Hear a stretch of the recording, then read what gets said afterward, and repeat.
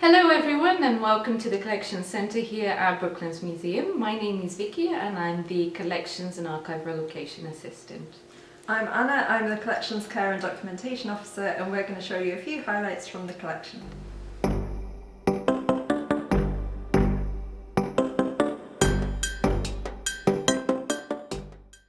So this is a World War II silk escape map used by the RAF. They used silk for maps so that they could crinkle it up and put it in their pockets and it wouldn't crease. So if they had to bail from the aircraft, they had a map of the location they were over. So if we just open it up,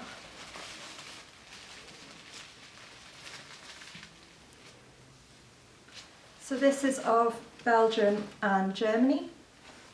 You can see they've outlined the international borders with red, so that even if you're far away you just know which country's which.